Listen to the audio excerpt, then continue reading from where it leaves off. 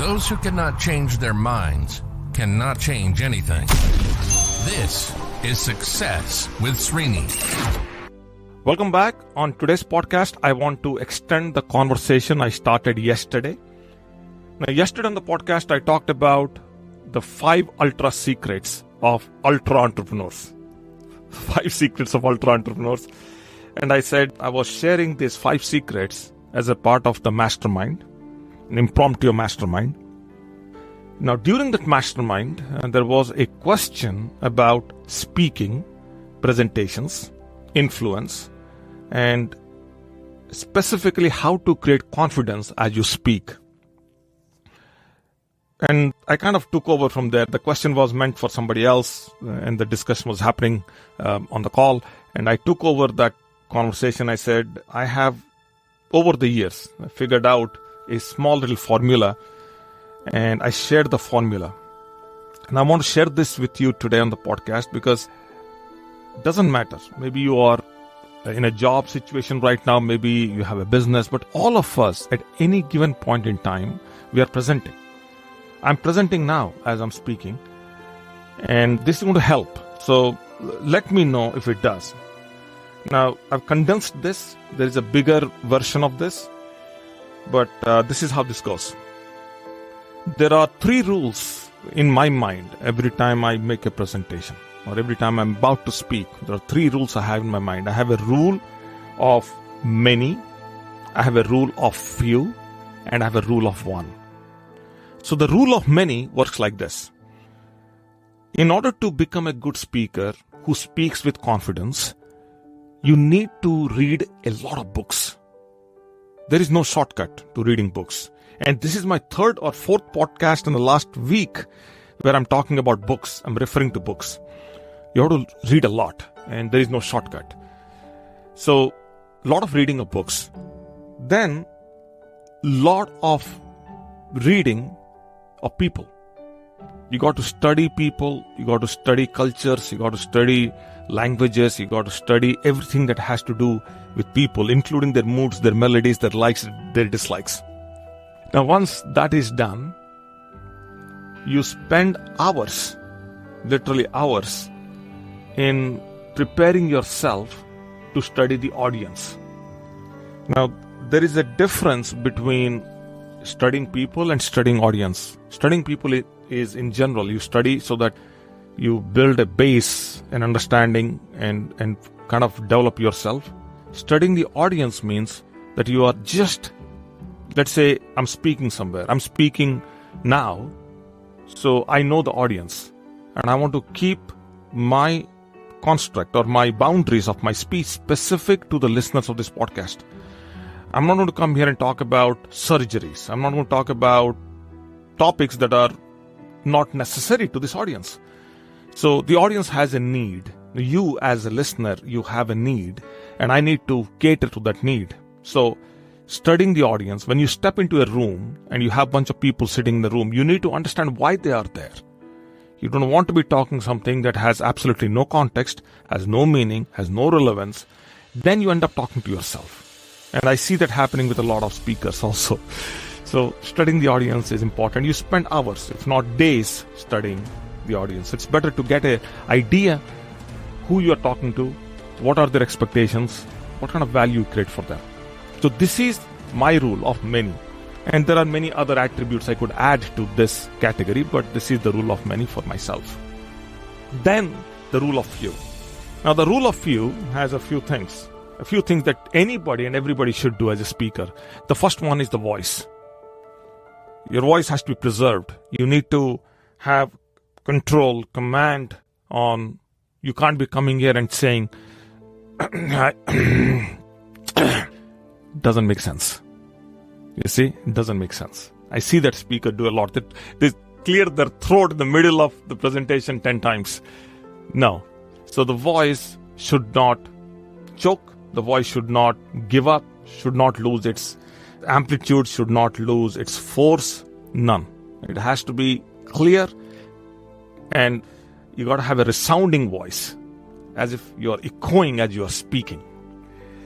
Voice culture, very important. I wish I should come back. I'll do a whole a whole different podcast on this one. Then comes memory. As a speaker, memory.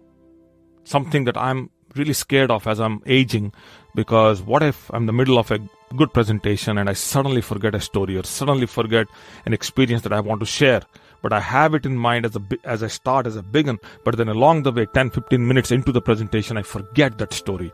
Or I share the first part of the story, I don't share the second part because I'm looking for a logical way to bring it back, but then my time is up or my presentation is done, and then I forget. I forgot to talk about the ending of the story.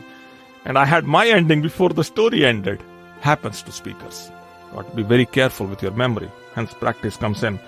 Then comes vocabulary. The words that you say, the words you use. And I said this before. I was born and raised.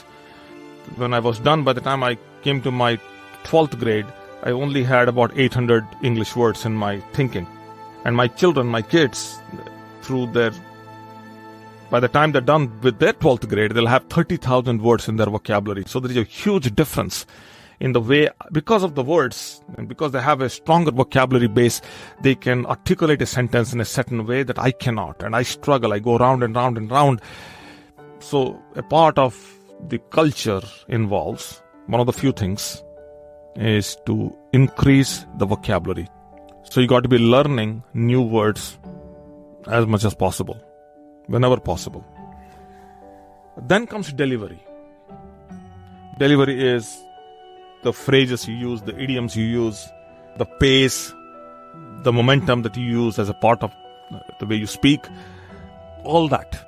So the fluctuations, the swings that you make as you are saying a specific sentence, the pauses you use, the silence you inject, all that comes in.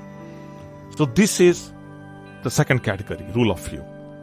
And then the last category is rule of one, which is, as I am speaking, in my mind, I want to deliver one value to you as a listener. Just one value.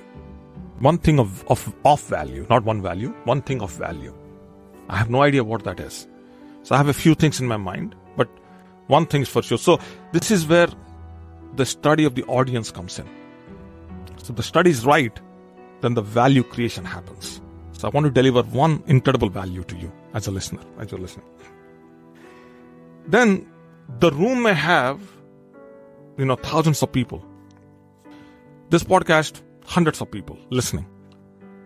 So question becomes is, can I satisfy everyone? I cannot. So what is my criteria of success? My criteria is that I would at least want to impact one individual. One individual feels they got the value, they got transformed, they had a breakthrough listening to this. So one thing of value I want to deliver, one individual I want to impact, and then in my mind, I can do those two things if I'm just one step ahead of the audience.